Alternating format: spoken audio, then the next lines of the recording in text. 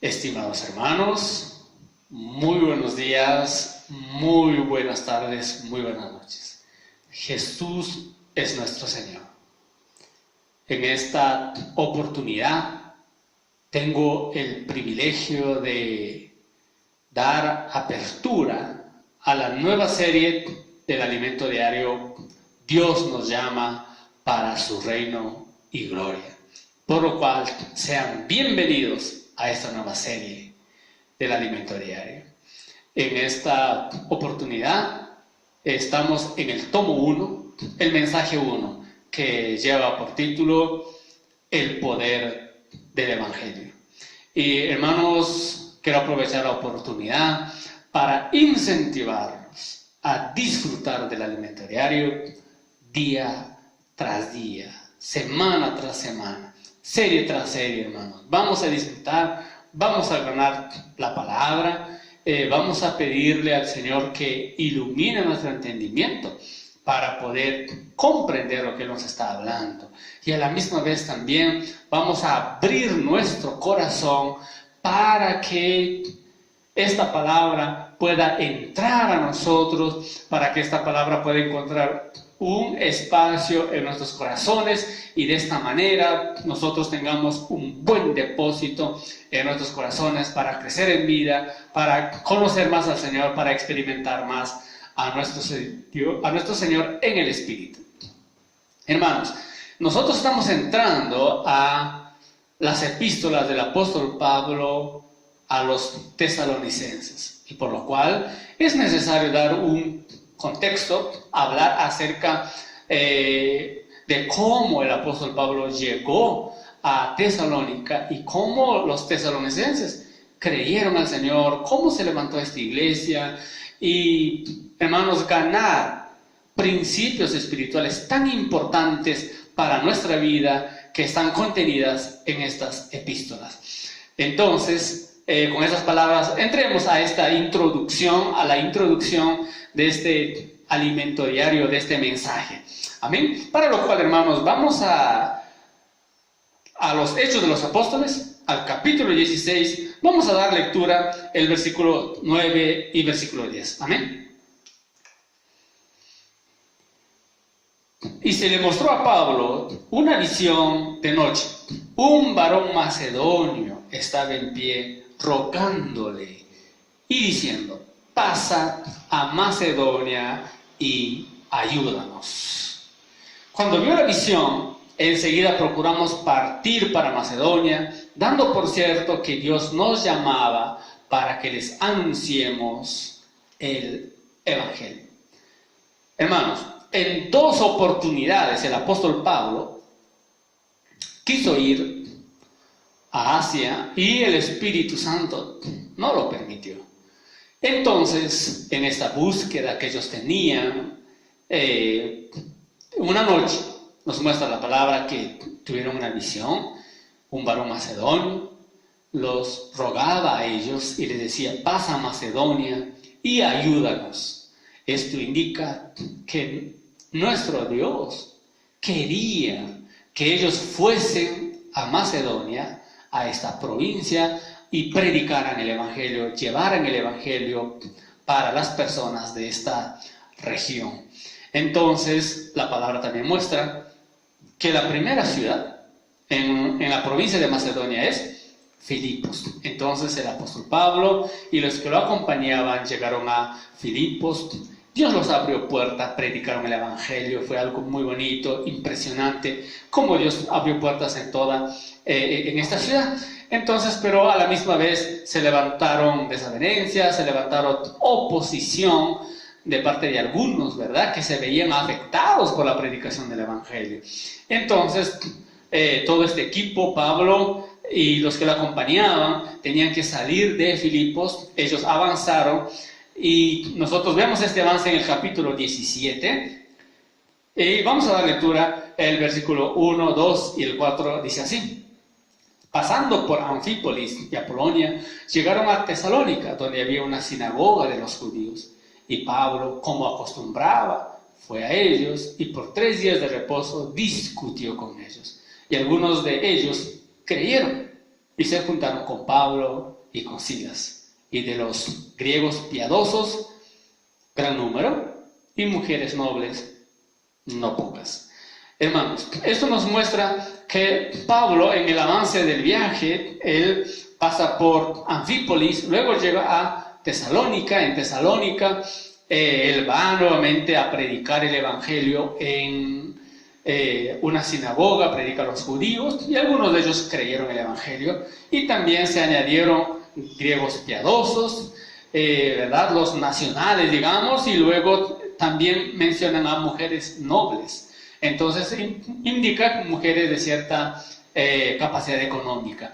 Hermanos, Dios estaba acá acompañando a este equipo de hermanos que predicaban el evangelio, los prosperó, avanzaron, pero a la misma vez los judíos que no creían alborotaron la ciudad por medio de algunas personas desocupadas, y el apóstol Pablo, en ese sentido, y el equipo que tenía, se vieron obligados a salir de una manera sorpresiva de Tesalónica. Entonces, esta salida repentina que ellos tuvieron generó cierto dolor en el corazón del apóstol, generó esa preocupación que él tenía por las iglesias.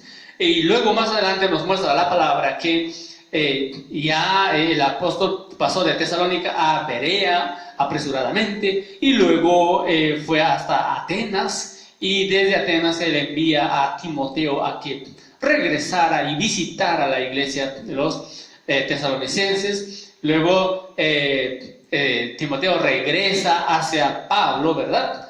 Y los habla cómo estaba la iglesia. Entonces el apóstol es ahí donde él escribe una epístola, ¿verdad? Juntamente con Silas y con Timoteo escriben esta epístola y los envían hacia los hermanos. Estimados hermanos, nosotros vemos que el segundo viaje fue guiado completamente por el Espíritu, pero eso no significa ausencia de aflicción, ausencia de tribulación o de oposición. Siempre va a haber oposición, siempre va a haber tribulación, hermanos. Cuando nosotros llevamos el evangelio, cuando nosotros llevamos la palabra a determinados hermanos, a determinadas familias, o cuando se abren las casas, ciertamente hay oposición del enemigo, mas nuestra confianza tiene que estar en el Señor, porque cuando el Señor abre, Él va a prosperar. La semilla sembrada ciertamente va a crecer. Vamos ahora a Primera de Tesalonicenses, el capítulo 1. Vamos a dar lectura y vamos a verlo en nuestro primer punto. Tenemos un primer punto que lo llamamos nuestro evangelio, y en esta porción queremos desarrollar. En primer lugar, tenemos la elección del Padre que nos escogió. En segundo lugar, disfrutamos la liberación del Hijo. Y en tercer lugar, tenemos el dispensar del Espíritu. Para lo cual vamos a dar lectura en Primera de Tesalonicenses, el capítulo 1, versículos 1 y el versículo 4. Dice así: Pablo, Silvano y Timoteo, a la iglesia de los tesalonicenses, en Dios Padre y en el Señor Jesucristo. Gracia y paz sean a vosotros, de Dios nuestro Padre y del Señor Jesucristo. El versículo 4, porque conocemos, hermanos amados de Dios, vuestra elección. Oh, Señor Jesús. Hermanos, cuando el apóstol Pablo escribe a los tesalonicenses, esta es la primera epístola que él escribió. Entonces nosotros podemos ver este cariño, este amor que él tenía a estos hermanos, porque él, y desde un primer punto, él no está hablando solo. Él dice Pablo, Silvano y Timoteo. Es decir, esta carta es escrita por los tres, ¿verdad? Esta salutación es de los tres. Y luego dice a la iglesia de los tesalonicenses. La iglesia de los tesalonicenses. Los tesalonicenses son las personas, las ciudades tesalónicas. Entonces los tesalonicenses son las personas. Igual, hermanos, en cualquier ciudad en que nosotros estamos, digamos, nosotros podemos identificar a las personas que viven en determinado lugar, ¿verdad? Entonces, y de igual manera el apóstol Pablo estaba diciendo a la iglesia de los tesalonicenses, de las personas. Entonces, pero esta iglesia está en Dios Padre. No solamente en Dios, sino en Dios Padre. Es decir, hoy Dios es nuestro Padre. Dios puede ser nuestro Padre. Estamos en Dios Padre. Hermanos, nosotros somos hijos de Dios. Y esto necesita encontrar un espacio en nuestro corazón, hermanos. Y nosotros poder sentirlo en nuestro interior, que Dios es nuestro Padre. Somos hijos de Dios. ¿Y cómo nosotros podemos ser hijos de Dios? Por eso dice, y en el Señor Jesucristo, por medio de la redención de nuestro Señor Jesucristo. Nosotros tenemos a Dios como nuestro Padre porque hemos nacido de nuevo. Tenemos el Espíritu de Dios en nuestro interior. Por otra parte, estimados hermanos, Pablo nos dice, porque conocemos, hermanos amados de Dios, vuestra elección. Fuimos, hermanos, elegidos por Dios. Dios nos eligió. Este es algo hermosísimo, porque no es que nosotros hemos elegido a Dios, sino que Dios nos ha elegido a nosotros, a pesar de nuestros errores, de nuestras deficiencias, de nuestras flaquezas, de los defectos que tenemos. Hermanos, Dios nos ha elegido. Esto es algo hermoso.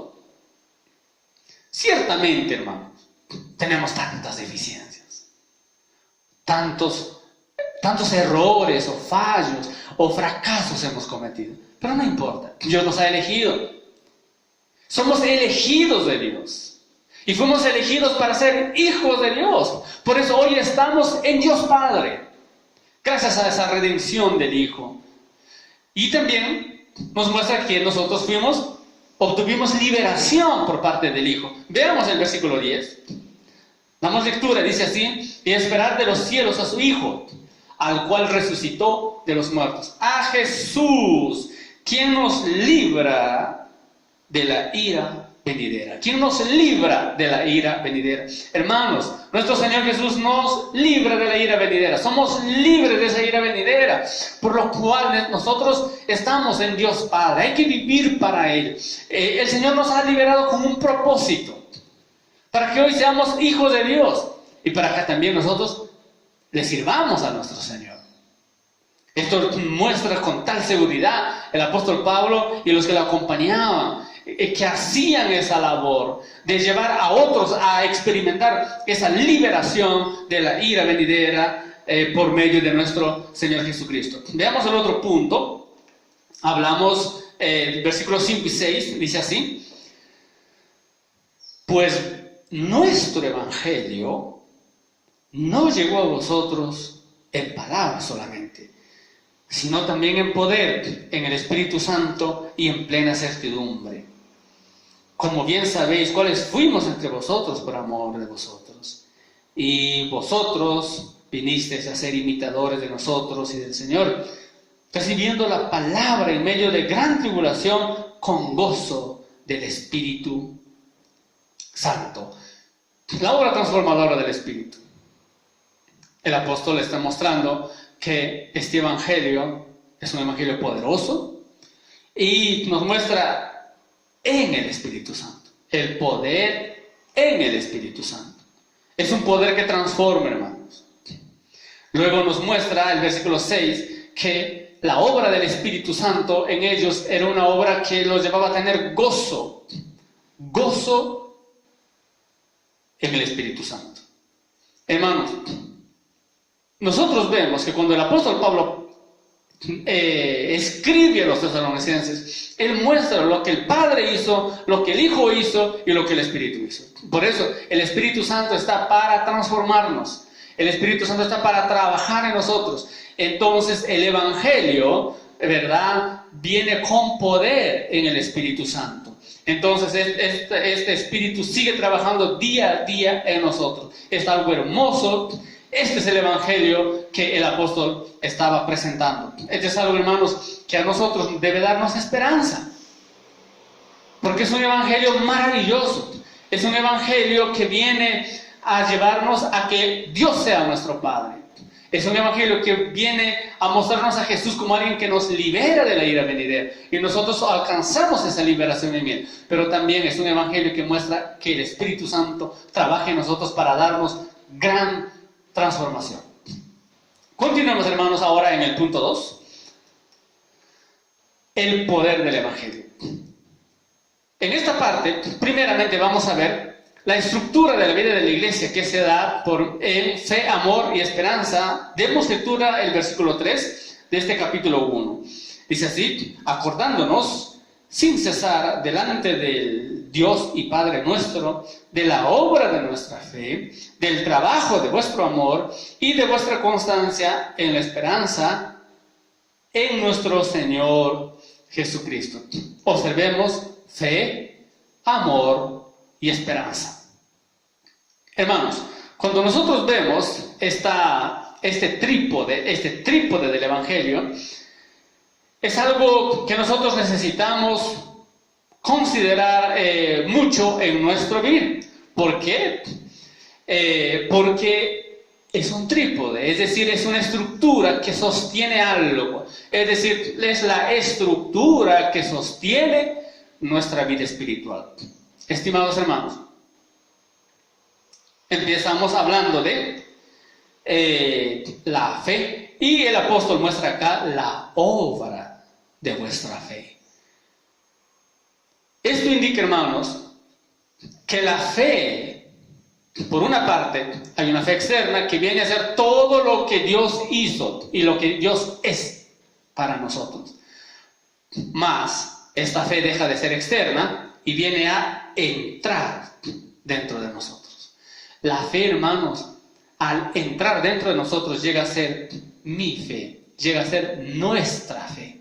Y acá muestra la obra de nuestra fe. Estimados hermanos, vean esto, que la palabra al entrar en mí trae fe, porque la fe viene por el oír. Entonces esta palabra que entra en mí ciertamente hace una obra, ejecuta una obra hermosa, una obra de transformación, una obra, hermanos, de renovación en mi interior.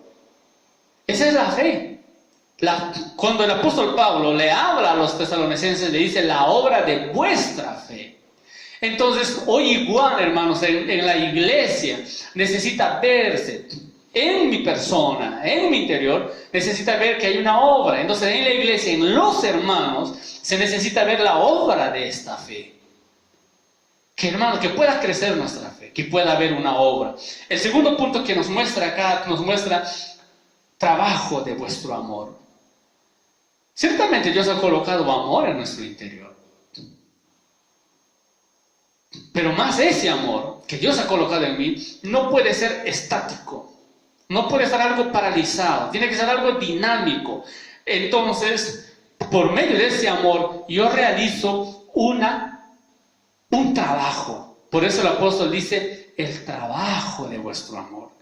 Ese trabajo, hermanos, pueda verse en nuestra vida. Esa función, ¿verdad? Para cuando nosotros compartimos la palabra, apacentamos a alguien, o digamos abrimos la casa para un grupo familiar, ya sea cualquiera de esas cosas, tiene que verse ese trabajo de amor que pueda existir en nuestra persona, en nuestra función como miembros del cuerpo de Cristo.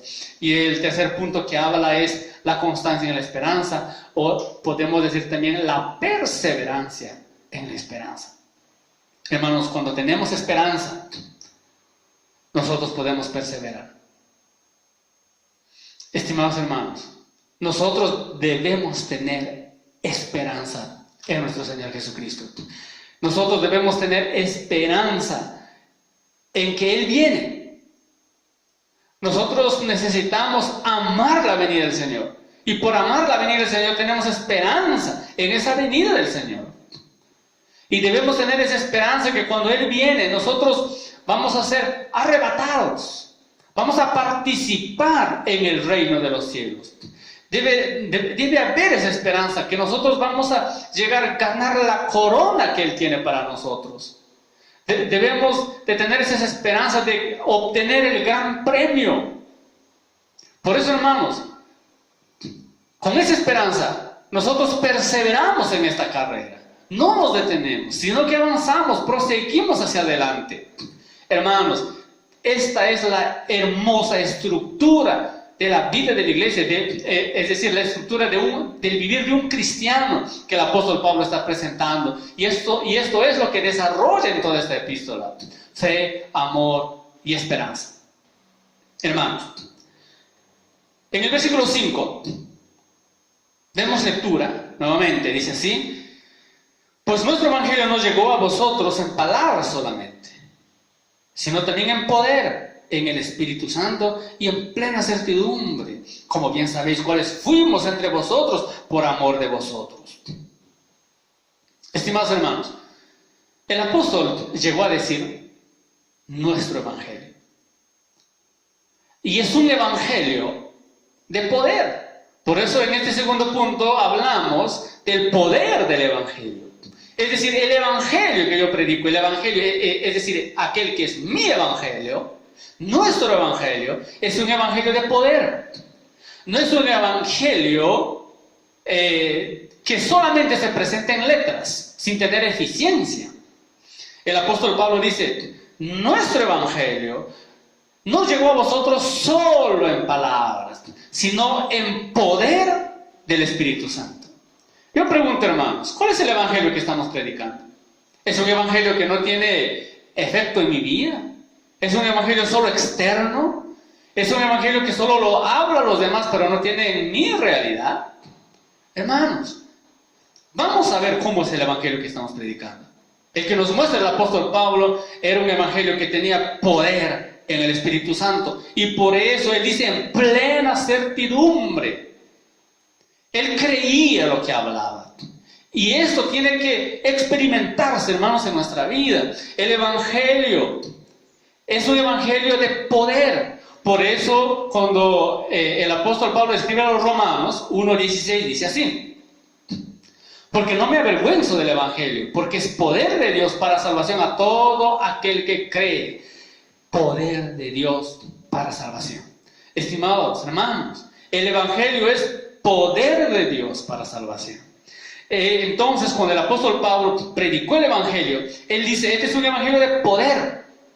Este es un evangelio donde yo tengo certidumbre, yo lo tomo por cierto, yo confío en este evangelio. Hermanos, vamos a experimentar el poder del evangelio, un poder que nos transforme, un poder que nos limpie, un poder que paso a paso nos lleva a ser conformados a la imagen de Cristo.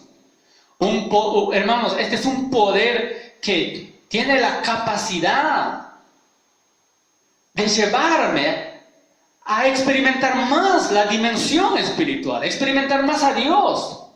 Yo debo tocar esta realidad. ¿Qué pasa, hermanos? Si yo tengo una vida que no manifiesta al Señor, o como se ponía el ejemplo en el alimento diario, un matrimonio que viven peleándose, y los vecinos escuchan los sonidos de la pelea, se rompen los platos, los vasos, y en un determinado momento aquel matrimonio dice: vamos a predicar el evangelio en nuestra vecindad. Cuando ellos van a predicar el evangelio en la vecindad, ciertamente que los vecinos no van a recibir esa palabra, porque van a decir: ese evangelio que me predica, yo no lo quiero. ¿Por qué, hermanos? Porque al final es nuestra vida, es nuestra persona el que da testimonio del evangelio.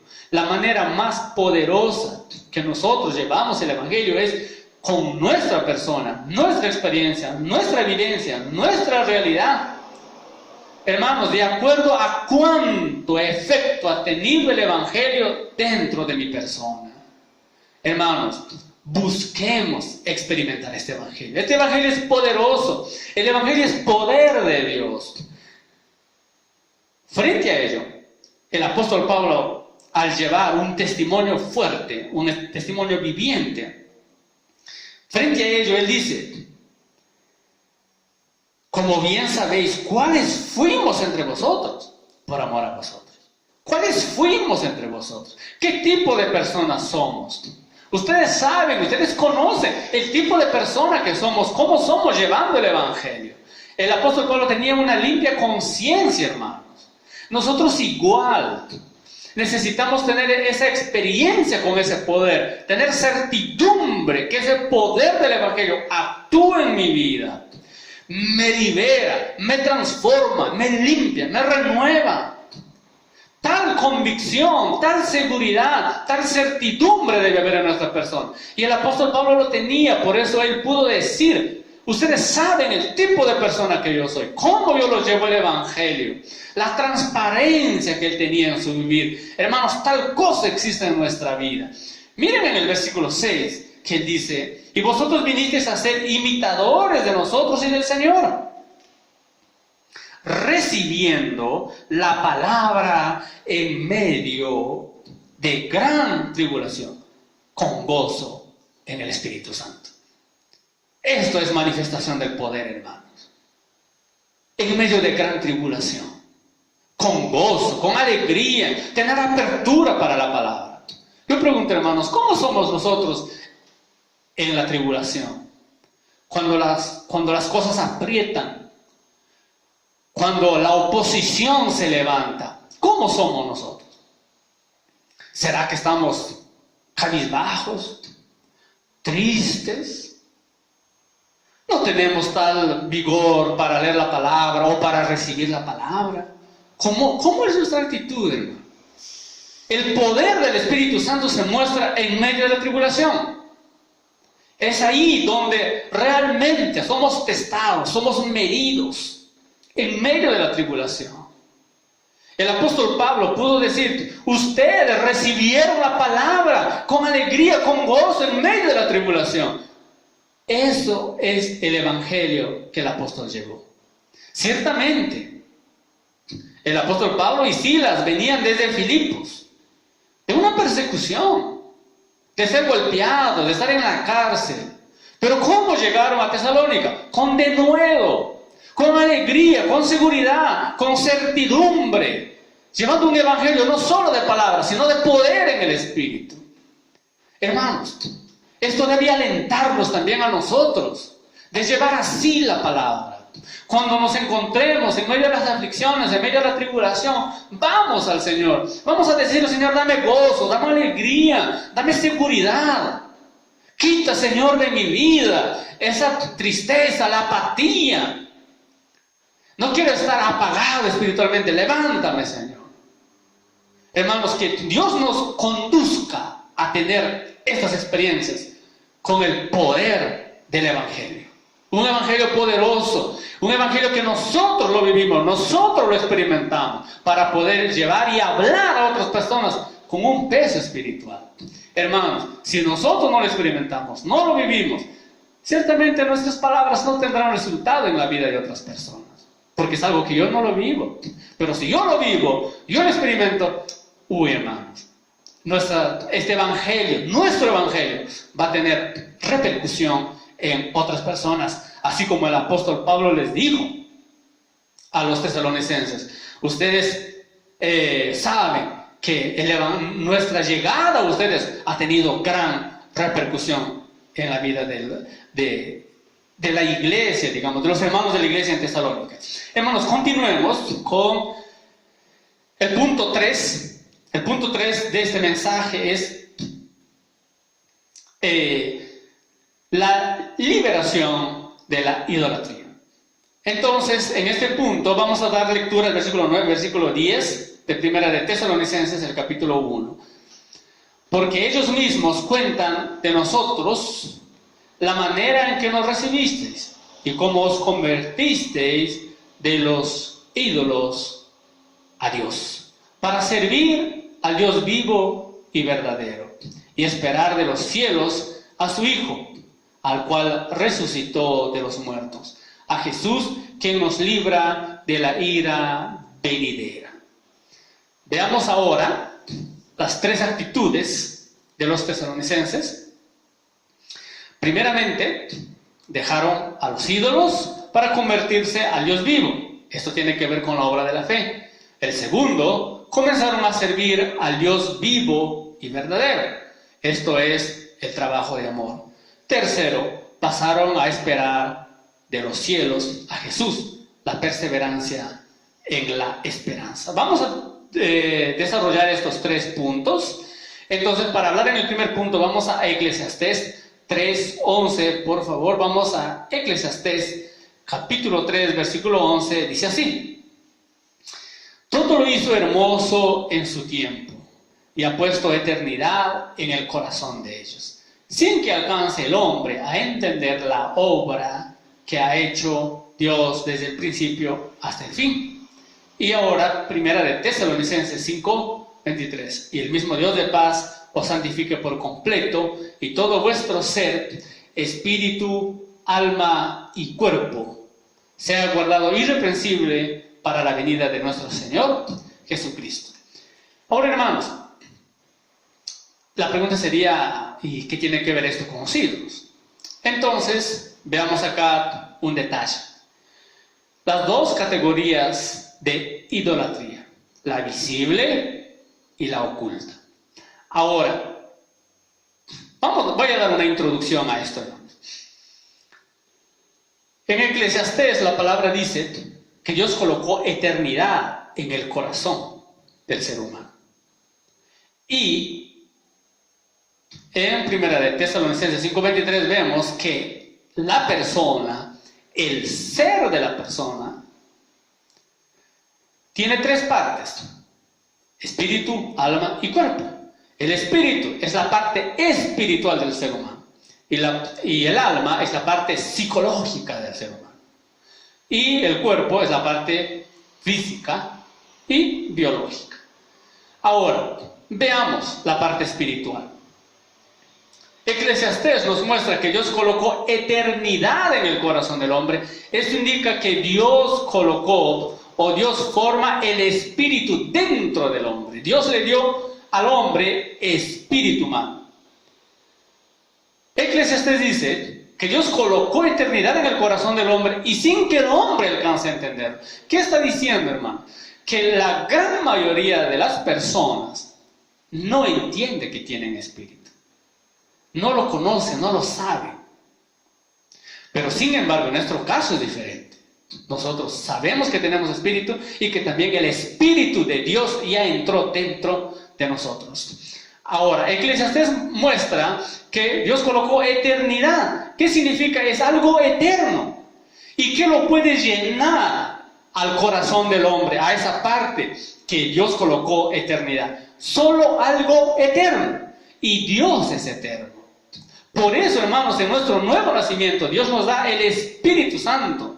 Y el Espíritu Santo es Dios y es eterno. Entonces, entra dentro de nosotros y nos llena. Ahora, porque Dios colocó eternidad en el corazón del hombre, Dios colocó espíritu, si el ser humano o el hombre nunca va hacia Dios para ser lleno por Él, Él va a buscar llenarlo con cualquier cosa. Por eso el corazón del hombre por naturaleza es idólatra. Hermanos, no existe el ateo verdadero. El ser humano siempre busca adorar algo, aunque no sea el Dios verdadero, pero el ser humano siempre busca adorar algo. Por eso, hermanos, es algo hermosísimo cuando muestra que los hermanos tesalonicenses dejaron los ídolos para servir al Dios verdadero. ¿Por qué? Porque ellos encontraron al Dios Padre. Ellos encontraron al Dios Hijo que nos libera. Ellos encontraron un Espíritu Santo que transforma al hombre. Esa gran experiencia los hizo abandonar completamente los ídolos. Estimados hermanos, es más fácil abandonar el pecado, digamos, o los pecados, y volvernos a Dios, que abandonar los ídolos y volvernos a Dios. Por eso es algo tremendo lo que sucedió en la iglesia de los tesalonicenses, porque ellos abandonaron los ídolos y se volvieron al Dios verdadero. Hermano, la idolatría tiene la cara visible, es decir, las estatuas, ¿Ya? Digamos, las imágenes que son visibles, que mucha gente lo adora. Imágenes visibles. Pero hay también una idolatría oculta, que no tiene que ver con aquellas cosas, con las estatuas. ¿Ya? Y esa idolatría oculta tal vez sea más fuerte y más peligrosa. Entonces, vamos a ver en esta imagen donde nos muestra el trípode de la idolatría oculta que sustituye a Dios. La tecnología está relacionada con la fe, el dinero está relacionado con el amor, ¿verdad? Porque 1 Timoteo 6:10 dice, el amor al dinero es raíz de todos los males, y el último es el placer, que está relacionado con la esperanza. Entonces, vamos a verlo en estos versículos que nosotros tenemos acerca de esta idolatría, entrándonos un poco más. En el versículo 9, cuando dice, porque ellos mismos cuentan de nosotros la manera en que nos recibisteis y cómo os convertisteis de los ídolos a Dios, para servir al Dios vivo y verdadero. Hermanos, ¿qué transformación tuvieron estos hermanos? Esa enorme repercusión que tuvo el Evangelio, de que ellos abandonaron los ídolos a Dios. Veamos ahí un poco, hermano, acerca de esta idolatría oculta, y que nosotros mostramos tres cosas. Uno, hoy el ser humano confía tanto en la tecnología. El enemigo le lleva a que ya no tenga fe en Dios, sino su fe está en la tecnología. Digamos, hoy podemos ver el internet, por ejemplo, la bolsa de valores, el avance tecnológico actual. El hombre quedó tan dependiente de la tecnología.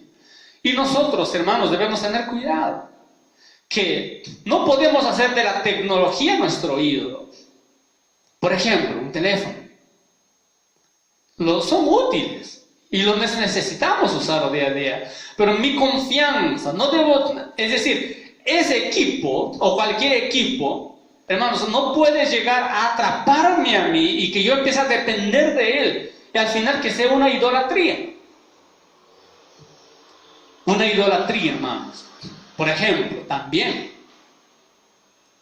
algo interno, un sentimiento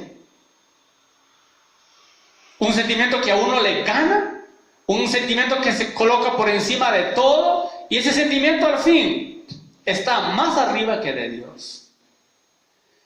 Hoy, hermanos, nosotros debemos revisar nuestro corazón, cómo está. ¿Cuánta idolatría hay? Si hay idolatría, tratarlo delante de Dios. Si no hay ninguna idolatría y Dios es el único, amén, alabado sea el Señor, y continuemos así. Hermanos, el otro punto que decía, amor al dinero.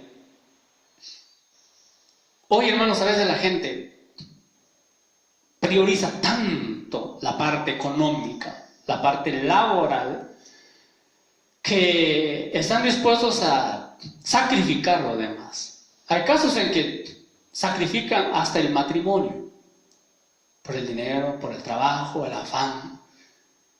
Viven agobiados, desesperados en esa parte. El trabajo llegó a ser un ídolo. Y como la palabra dice, el amor al dinero es raíz de todos los males. Y Dios nos libre en este sentido, a que en nuestro corazón lo económico no esté más de Dios. Si nosotros dejamos de tener comunión con Dios, dejamos de leer la palabra, dejamos de servir a Dios por obtener dinero, ciertamente ese dinero es una idolatría. Un viaje, un paseo puede ser una idolatría. Me centro tanto allí que descuido mi vida espiritual. Hermanos, y hoy nuestra sociedad vive tan afanado, trabaja, busca, reúne dinero por placer. ¿Para qué? Para conseguir placer. Placer en un paseo, en comprar algo. Es decir, hermanos, ese es el círculo vicioso que mantiene el enemigo al ser humano. Hoy, por ejemplo, hay muchos jóvenes que viven con un vicio tan fuerte en los videojuegos, que todo el placer está ahí. Se centran tanto ahí. Y de ello necesitamos tener mucho cuidado en nuestra vida, para que no ocupe un ídolo mi vida, mi persona, digamos, y no me gane completamente la atención. Estimados hermanos, a veces la idolatría, aún en el medio cristiano, es fuerte. Idolatran a un predicador, idolatran a un cantante. O a veces, ¿qué pasa si un domingo juega la selección nacional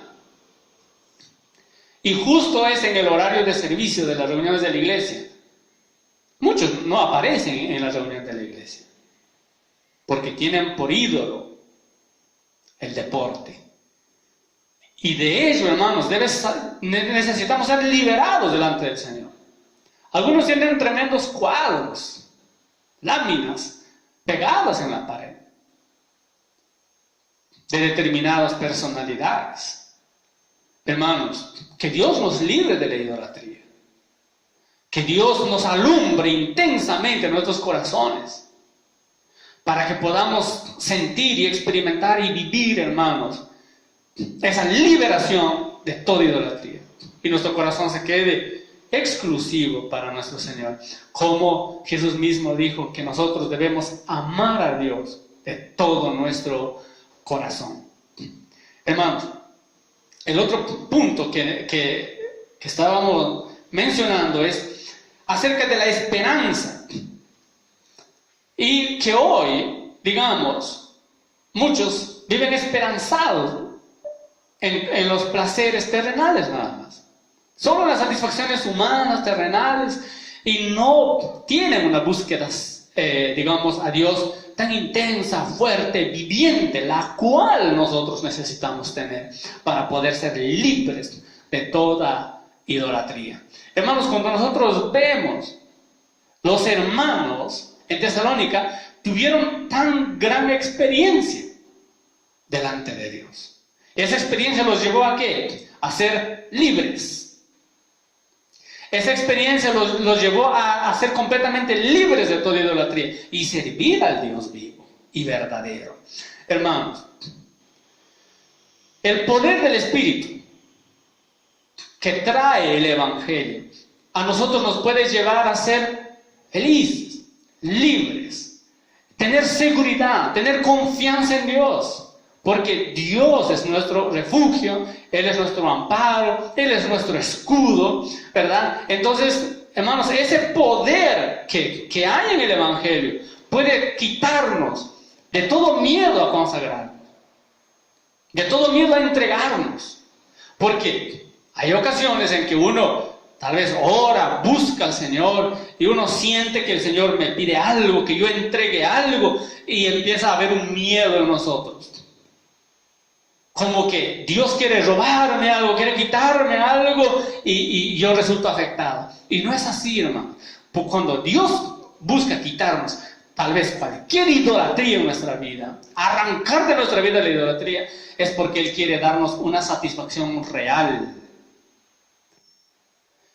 Observen, hermanos, todo ídolo es una muestra del ego del hombre, del amor propio, nada más. Entonces, pongamos ejemplos. Digamos, en la antigüedad había ídolos ¿para qué? Para la siembra, necesidad humana. Ídolo para la lluvia, necesidad humana. Ídolo para la cosecha, necesidad humana. Ídolo para dinero, necesidad humana. Ídolo para los que quieren casarse, necesidad humana. Ídolo para todo. Ídolo para la belleza, todo es humano, centrado en el hombre. Toda idolatría está centrada en el hombre. Igual hoy, el fanatismo, las celebridades, la política, las redes sociales y toda persona ¿verdad? Que aparece ahí y empieza a ser un ídolo, está centrada en el ego del hombre.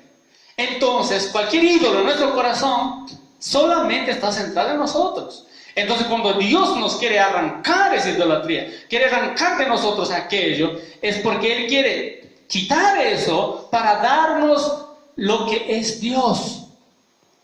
Y veamos qué pasó con los hermanos en Tesalónica. Experimentaron al Dios Padre cuando los dio este nuevo nacimiento. Experimentaron al Hijo, dándolos gran liberación. Experimentaron al Espíritu Santo, dándolos transformación. Hermanos, ellos fueron completamente libres de toda idolatría. Hermanos, y por medio de esta experiencia uno puede contener más del Señor, más de la realidad divina. Esto es hermoso, hermanos. Tocar al Señor, conocer esa realidad divina. Hermanos, vamos a abrir nuestro corazón al Señor. Vamos a dejar que Dios lleve toda idolatría. Arranque toda idolatría. Nos dé gran liberación. Amados hermanos, esto es algo tan viviente. Esto significa servir al Dios vivo. Nuestro Dios es verdadero, amén. Nadie lo va a dudar, Él es verdadero, Él es el único Dios. Pero este Dios vivo es lo que necesitamos tener mayor experiencia. Por eso, los tesalonicenses nos muestran que se cambiaron de la idolatría al Dios vivo y verdadero. Este es el Dios vivo. Día a día Él puede llenarnos. Día a día nuestro Dios vivo está con un gran deseo de llenarnos con la vida divina. Pero lo que pasa es que hay ocasiones o muchas veces nuestro corazón está ocupado por ciertos ídolos, ciertas cosas. Que Dios nos alumbre en ese aspecto, hermano, para nosotros abandonar todo aquello que roba el lugar del Señor. Un ídolo es todo aquello que roba el lugar del Señor. Todo aquello que busca reemplazar al Señor. Y de ello nosotros seamos libres. Completamente entregados para el Señor. Hermanos, no tengamos miedo de entregar más nuestro corazón al Señor, de entregarnos completamente, de experimentarle a Él. Dios tiene el poder de satisfacer nuestro corazón, nuestro interior. Hermanos, que este evangelio poderoso, un evangelio viviente que llevó Pablo a los tesalónicos, también hoy sea nuestro. No solamente es para los tesalonicenses, sino también es para nosotros. Y hoy, hermanos, nosotros tengamos experiencia con este evangelio poderoso, un evangelio viviente, un evangelio que transforma vidas. Esta transformación sea experimentada en nosotros y llevemos este evangelio vivo a otras personas. El evangelio que es poder de Dios. Alabado sea nuestro Señor. Estimados hermanos, vamos a concluir esta palabra con una oración. Amén. Oh, Señor Jesús. Señor, queremos alabarte porque nos has mostrado que el evangelio es un evangelio poderoso. El evangelio es poder de Dios para nuestras vidas. Señor, este evangelio tuvo un gran impacto en la vida de los hermanos tesalonicenses. Hoy, Señor, nosotros te pedimos que tenga ese mismo impacto en nuestras vidas, dándonos gran liberación, Señor, porque tu evangelio viene a liberarnos de todo aquello, Señor, que nos ata o todo aquello que roba tu lugar en nuestros corazones. Señor, queremos alabarte, exaltar tu nombre, porque usted nos has concedido un nuevo nacimiento. Hoy eres nuestro Dios Padre. Oh, Señor Jesús. Señor, te alabamos por ello, Señor, por ese nuevo nacimiento que hemos tenido. Hemos llegado a ser hijos de Dios. Señor, también nos has dado gran liberación, una liberación de la ira venidera. Y hoy nos estás dando gran transformación en nuestras vidas. Sigue transformando nuestras vidas, sigue transformando nuestras personas. Señor Jesús, te pedimos, Señor, que usted nos lleves a vivir en este trípode, en esta estructura de la vida de la iglesia. Fe, amor y esperanza. Y de esta manera, Señor, nosotros te conozcamos cada día más. Señor, te pedimos que operes profundamente con el poder de tu evangelio, con el poder del Espíritu Santo en nuestras vidas, y retires de nuestros corazones, de nuestra vida, toda idolatría. No queremos que nada ocupe el lugar que te corresponde a ti. Eres nuestro Dios, eres el Dios vivo y verdadero. verdadero. Queremos que usted ocupe el primer y principal lugar en nuestros corazones, en nuestras vidas. Te pertenecemos, Señor. Ayúdanos, enséñanos a consagrarnos. Quita de nosotros todo miedo a la consagración, que nos entreguemos completamente en tus manos y sin reservas, Señor, para que trabajes en nosotros y transformes completamente nuestras vidas. Y nuestra vida llegue a ser ejemplo y testimonio para las demás personas. En el nombre de Jesús, amén y amén.